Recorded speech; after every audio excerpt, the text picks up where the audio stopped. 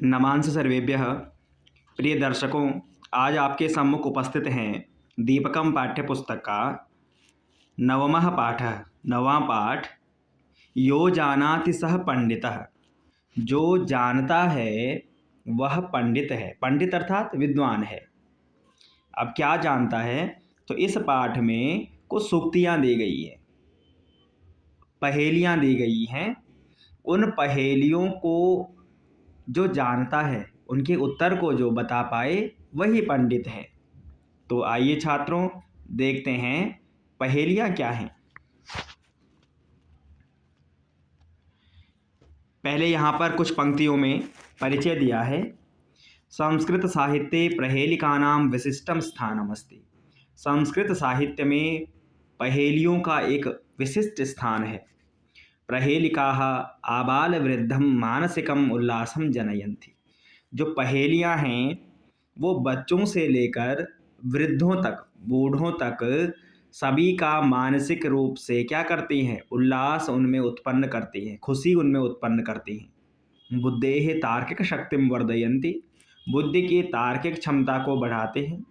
चिंतन क्षमताम विकासयन्ति। सोचने की क्षमता का विकास करते हैं। पूर्वजानाम कवीनाम बुद्धिमत्ताम कल्पना शक्तिम च दर्शयन्ति। और हमारे पूर्वज जो विद्वान महाकवि हुए हैं, उनकी बुद्धिमत्ता और उनकी कल्पना शक्ति का बोध करवाती है। तो प्यारे छात्रों, इस पाठ में कुछ पहेली दी हुई हैं, आइए देखते हैं। पहली पहेली है, भोजनान्ते च किं पेयं जयन्तः कस्य वै सुतः कथं विष्णुपदं प्रोक्तं तक्रम शक्रस्य दुर्लभम। पहला श्लोक है, कहा भोजनान्ते च किं पेयम, कि भोजन करने के अंत में क्या पीना चाहिए। जयंतः कस्य वै सुतः, और जयंत किसका पुत्र है। कथम विष्णुपदम प्रोक्तम, विष्णु का जो पद है, पदम अर्थात सानिध्यम, भगवान विष्णु का सानिध्य किस प्रकार से प्राप्त हो सकता है। तक्रम शक्रस्य दुर्लभम। अब देखिए, तक्रम अर्थात छाछ, शक्रस्य इंद्र का, और दुर्लभम बड़ा ही दुर्लभ है। अब ये तीनों कुछ समझ में नहीं आए। क्यों नहीं आए? क्योंकि ये तीनों इन पहेली के उत्तर हैं। तीन प्रश्न किए कि भोजन के अंत में क्या पीना है। एक, जयंतः कस्य वै सुतः, जयंत किसका पुत्र है। और कथम विष्णुपदम प्रोक्तम, ये तीन प्रश्न किए, तीन पहेलियां पूछी हैं। और तक्रम शक्रस्य दुर्लभम, ये इसका उत्तर है। तो भोजनांते च किं पेयम यहाँ पे लिखा है, तो उत्तर क्या हो जाएगा, तक्रम। तक्रम छाछ, भोजन के अंत में छाछ पीनी चाहिए। जयंतः कस्य पुत्रः, शक्रस्य, शक्रस्य इंद्रस्य, जयंत किसका पुत्र है, इंद्र का है। और विष्णु सानिध्यम कथम उक्तम, भगवान विष्णु का सानिध्य कैसा है, दुर्लभम, बड़ा दुर्लभ है, इतना आसान नहीं है भगवान विष्णु का सानिध्य प्राप्त करना, है ना। मोक्ष की प्राप्ति इतनी आसानी से नहीं हो सकती, इसलिए दुर्लभम। भगवतः विष्णोः सानिध्यम कथम अस्ति, भगवतः विष्णोः सानिध्यम अत्यंतम दुर्लभम अस्ति। तो ये पहला श्लोक था जिसमें तीन पहेलिकाएं थी और उनके उत्तर हमने देखे। तक्रम शक्रस्य दुर्लभम। अब आते हैं दूसरे की ओर। न तस्यादिर्न तस्यांतो मध्ये यस्तस्य तिष्ठति तवाप्यस्ति ममाप्यस्ति यदि जानासि तद्वद। न तस्यादिर्न तस्यांतो, न उसका आदि है यानी प्रारंभ है, न तस्यांतो, न उसका अंत है। मध्ये, तस्य मध्ये यह तिष्ठति, और उसके बीच में जो निवास करता है। तत् तव अपि अस्ति, वह तुम्हारा भी है। मम अपि अस्ति, मेरा भी है। यदि जानासि तद्वद, यदि जानते हो तो बताओ। तो वह कौन है?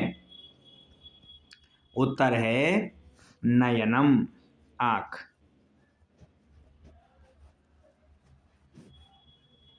नयनम। अब चलते हैं तीसरे की ओर। वृक्षस्याग्रे फलं दृष्टं फलाग्रे वृक्ष एव च अकारादिं सकारान्तं यो जानाति स पंडितः। वृक्षस्याग्रे फलं दृष्टम, वृक्ष के आगे क्या लगा? फल दिखाई दिया। फलस्य अग्रे वृक्ष, और फिर उस फल के आगे क्या दिखाई दिया? वृक्ष सा दिखाई दिया। यानी पहले वृक्ष पे क्या लगा? अंत में फल लगा, और उस फल पर फिर क्या दिखाई दिया? वृक्ष दिखाई दिया। अकारादिम, उस फल का नाम जो है उसके प्रारंभ का अक्षर अ है, और सकारांतम अंतिम अक्षर सा है। तो ऐसा कौन? यो जानाति स पंडितः, जो जानता है वही विद्वान है। ऐसा कौन सा फल है कि जो वृक्षस्य अग्रे, वृक्ष के अग्रभाग पर लगा, और फिर उस फल से एक वृक्ष सा दिखाई दिया? तो इसका उत्तर है अनानास, है ना। एक फल होता है तो पहले वृक्ष पर अनानास लगता है ना, और फिर अनानास पर ही फिर क्या दिखाई देता है? वृक्ष सा दिखाई देता है। उसी के आगे फिर वो जो पत्ते होते हैं ऐसा दिखाई देता है जैसे इस पर फिर वृक्ष उग रहा हो, है ना। तो उत्तर है अनानास। स अ उसके आदि में है और स उसके अंत में है। आगे अब चलते हैं चौथे पहेली की ओर। किमिच्छति नरः काश्याम भूपानां को रणे हितः, को वदः सर्वदेवानां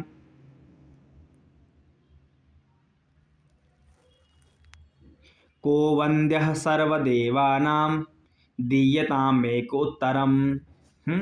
किमिच्छति नरः काश्याम, कि नर जो है, मानव जो है काशी में क्या चाहता है? बनारस में क्या चाहता है? उत्तर है मृत्यु।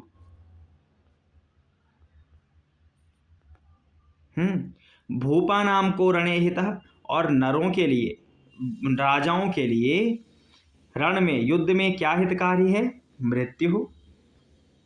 बंदी बनने से अच्छा है कि उनकी मृत्यु ही हो जाए। और को वंद्यः, यहाँ पर थोड़ा शुद्धि हो गई है। को वंद्यः सर्वदेवानाम, समस्त देवों में कौन वंदनीय है? तो कौन है?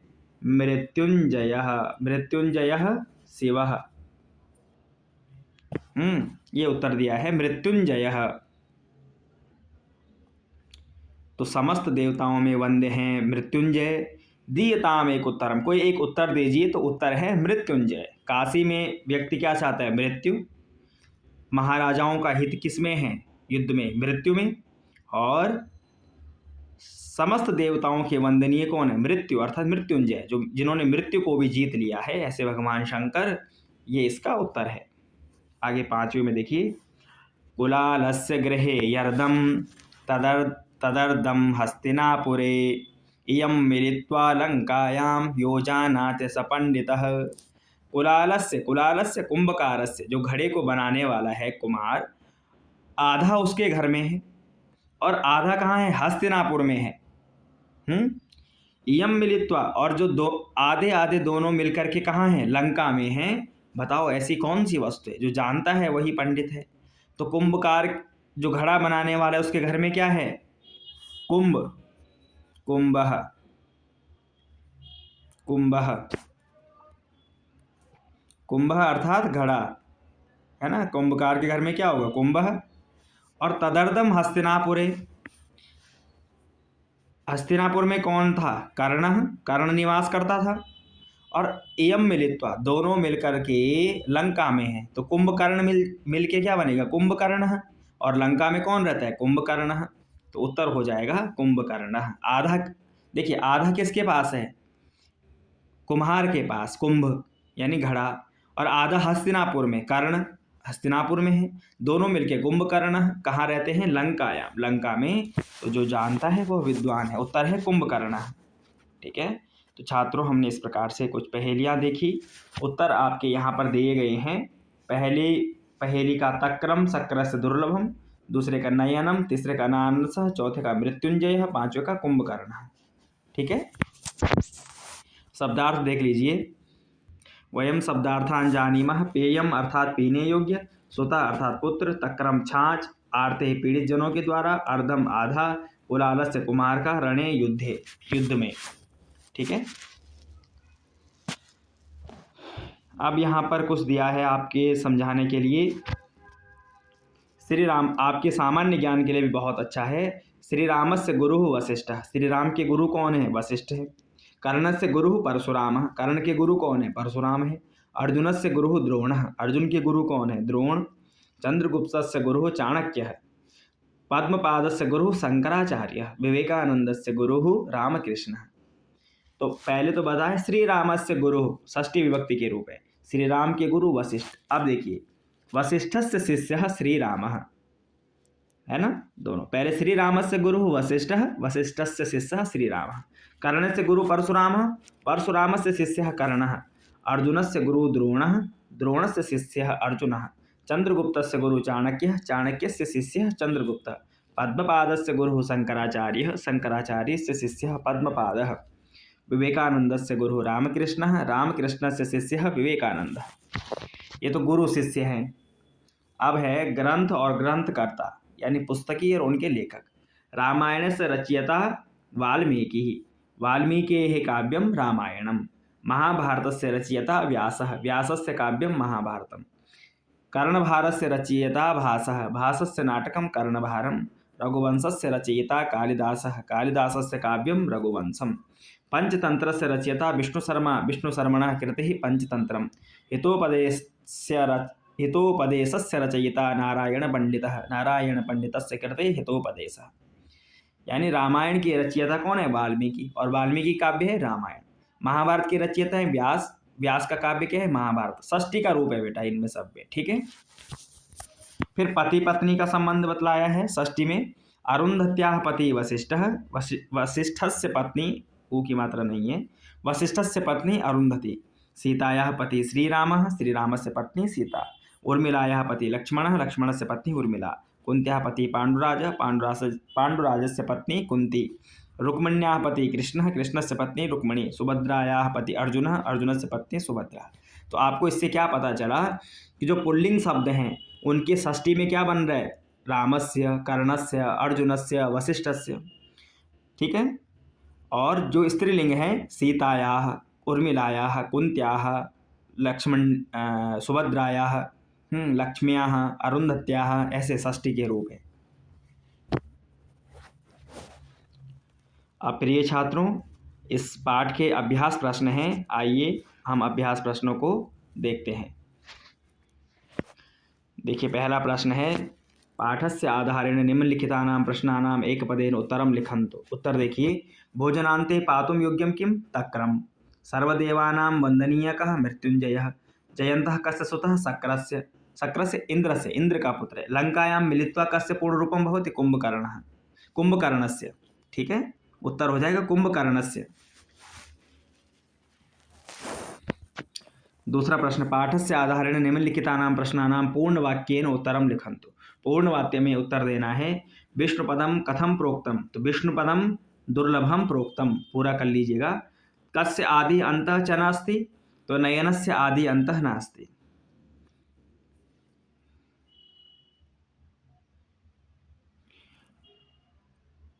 नरः काश्यां किम इच्छति? तो नरः काश्यां मृत्युम इच्छति। कुलालस्य गृहे अर्धम किमस्ति? कुलालस्य गृहे अर्धकुंभः अस्ति, है ना, आधा कुंभ है। प्रश्न 3 में अधोलिखित शब्दों के आपने पढ़ना है और उनके शब्द रूपों को जानिए, स्मरण करना, याद भी करना है। अकारांत पुल्लिंग, अकारांत स्त्रीलिंग। जो पुल्लिंग शब्द होता है उसके अंत में अ होता है, जैसे राम अ और रमा आ। तो अ जिसके अंत में है अकारांत, आ जिसके अंत में है वो आकारांत। तो छात्रः षष्ठी में क्या बनेगा? छात्रस्य, एक वचन में। द्विवचन में छात्रयोः, बहुवचन में छात्राणाम्। ऐसे विद्यालय का विद्यालयस्य, विद्यालयोः विद्यालयानाम्। सुतः सुतस्य, सुतयोः सुतानाम्, यानी एक पुत्र का दो पुत्र और बहुत पुत्रों का। रामः राम का, रामस्य रामयोः रामाणाम्। सीता का सीतायाः सीतयोः सीतानाम्। और कथा, कथायाः कथयोः कथानाम्। प्रिया का प्रियायाः प्रिययोः प्रियाणाम्, है ना। षष्ठी के रूप है, एक वचन, द्विवचन, बहुवचन। आगे ऐसे देखिए, इकारांत स्त्रीलिंग के रूप भी हैं। इकारांत स्त्रीलिंग जिसके अंत में क्या है, ई है। तो ऐसे कौन है, जैसे नदी, नदी के अंत में ई है। देवी, देवी ई है ना। तो नदी का क्या बनेगा, एक वचन में नद्याः, द्विवचन में नद्योः और बहुवचन में नदीनाम। ऐसे देवी का देव्याः, देव्योः, देवीनाम। अब अकारांत नपुंसक लिंग है जिनके अंत में अ है, नपुंसक लिंग। पुस्तकम, पुस्तकस्य पुस्तकयोः, पुस्तकानाम। उद्यान का बगीचा, उद्यानस्य उद्यानयोः, उद्यानानाम। फल का फलस्य फलयोः, फलानाम। भोजन का भोजनस्य भोजनयोः, भोजनानाम। ऐसे सर्वनाम शब्द हैं जो संज्ञा के स्थान पे प्रयोग होते हैं। अहम के का क्या बनेगा, मम आवयो अस्माकम। अहम मतलब मैं, त्वम तुम, तव युवयो युष्माकम, तत् वह, तस्य तयो तेषाम। तत् स्त्रीलिंग में तस्या तयो तेषा तासाम। तत् नपुंसक लिंग में तस्य तयो तेषाम। एतत् यह, एतस्य एतयो एतेषाम। स्त्रीलिंग में एतस्या एतयो एतासाम और नपुंसक लिंग में एतस्य एतयो एतेषाम। ठीक है। तत् मतलब वह और एतत् मतलब यह। अहम मतलब मैं, त्वम मतलब तुम। यहाँ फिर षष्ठी के उदाहरण हैं। उदाहरणानुसारम वाक्यानि लिखन्तु। विद्यालयः छात्रः, तो विद्यालय से छात्रः गच्छति। षष्ठी लगाना है इसमें। विद्यालय के प्रथमा का रूप है, षष्ठी में विद्यालयस्य। ठीक है। अब देखिए द्विचक्रिका, द्विचक्रिकायाः चक्रम भ्रमति। साइकिल का चक्र क्या कर रहा है, घूम रहा है। वृक्षः फलम, तो वृक्षस्य फलम खादति, वह वृक्ष का फल खाता है। छात्रा नाम, छात्रायाः नाम पृच्छति, छात्रा का नाम पूछता है। रामः पुस्तकम, रामस्य पुस्तकम आनयति, राम की किताब लाता है। मंदिरम शिखरम, मंदिर से शिखरम पश्यति, मंदिर का शिखर देखता है, सबसे ऊपरी भाग देखता है। प्रश्न 5 में देखिए, षष्ठी विभक्ति के रूप लिखने हैं। यहाँ पुल्लिंग है, स्त्रीलिंग है, नपुंसक लिंग है। वृक्षः वृक्षस्य, द्वारपाल द्वारपालस्य, स्यूतः स्यूतस्य, अनुजः अनुजस्य, अग्रजः अग्रजस्य, पितामहः पितामहस्य, मातुलः मातुलस्य, प्राचार्य प्राचार्यस्य, विद्यालय विद्यालयस्य, पितृव्य पितृव्यस्य। स्त्रीलिंग में छात्रा का छात्रायाः, धोलायाः, उपासना का उपासनायाः, पुस्तिका का पुस्तिकायाः, भ्रातृजाय का भ्रातृजायाः, अग्रजा का अग्रजायाः, स्नुषा स्नुषायाः, लेखनी का लेखन्याः, पत्नी का पत्न्याः, पुत्री का पुत्र्याः। नपुंसक में उद्यान का उद्यानम का उद्यानस्य, वनम का वनस्य, सूत्रम का सूत्रस्य, पत्रम का पत्रस्य, यंत्रम का यंत्रस्य, वातायनम का वातायनस्य, पुष्पम का पुष्पस्य, संगणकम का संगणकस्य, ग्रहम का ग्रहस्य और वार्तापत्रम का वार्तापत्रस्य। षष्ठी के रूप हैं सब, है ना। पुल्लिंग के भी क्या, वृक्ष का वृक्षस्य, छात्रा का छात्रायाः और उद्यानम का उद्यानस्य। यानी पुल्लिंग और नपुंसक एक जैसे होते हैं, स्त्रीलिंग थोड़ा अलग होता है, बदल जाता है। अब प्रश्न संख्या 6 में देखिए बच्चों, आपने यहाँ पे अपने कुटुंब का परिचय देना है। मम मातु नाम जो भी है, माना विमला है तो यहाँ पे लिख दीजिए मम मातु नाम विमला अस्ति। अनुजाया छोटी बहन का नाम, पितामह्याः दादी का नाम, पितृव्यायाः यहाँ पर चाची का नाम, अग्रजः मेरे बड़े भाई का नाम, मम पितामहस्य मेरे दादा का नाम, मम पितृभ्यः चाचा का नाम। एतत् मम कुटुंब, यह मेरा कुटुंब है। ठीक है। प्रश्न संख्या 7 में देखिए, यहाँ पर भी दिया हुआ है, षष्ठी का ही रूप है यहाँ पर भी। देखिए रामः, बीच में फिर चित्र हैं और इधर भी एक चित्र है। रामः, तो अब षष्ठी में एक वचन में रामः, षष्ठी क्या बनेगा, रामस्य पिता दशरथः, फिर दशरथस्य पुत्रः रामः, फिर रामस्य माता कौशल्या, कौशल्यायाः पुत्रः रामः। ऐसे जैसे रामस्य पुत्रः लवः, लवस्य पिता रामः। एक पंक्ति में पहले पिता है और फिर उसका पुत्र है। ठीक है। आगे प्रश्न संख्या 8 में देखिए, निम्नांकित पुस्तक सूची मध्ये कस्य ऊपर किमस्ति लिखा, तो किसके ऊपर क्या है। जैसे ये देखिए, यहाँ इन तीनों के आधार पे बनेगा। लीलावत्या ऊपर पंचतंत्रम, लीलावती का है, ये है, इसके ऊपर क्या लिखा है, पंचतंत्रम।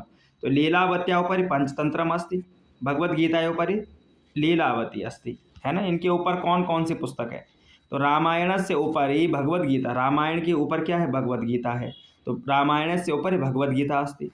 ऐसे योग शास्त्र से उपरि हितोपदेश है, योग शास्त्र के ऊपर क्या है, हितोपदेश है। अर्थशास्त्र, अर्थशास्त्र से उपरि महाभारतम अस्ति।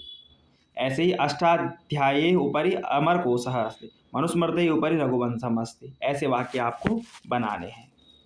तो प्रिय छात्रों, ये दीपकम पाठ्यपुस्तक का पहेली वाला पाठ था, यो जानाति स पंडितः, जिसमें हमने कुछ पहेलियाँ देखी, अभ्यास प्रश्नोत्तर देखे। इसी प्रकार से अन्य पाठों के प्रश्नोत्तर और हिंदी अर्थ देखने के लिए संस्कृत सुधा यूट्यूब चैनल को सब्सक्राइब कीजिए, शेयर कीजिए। धन्यवाद।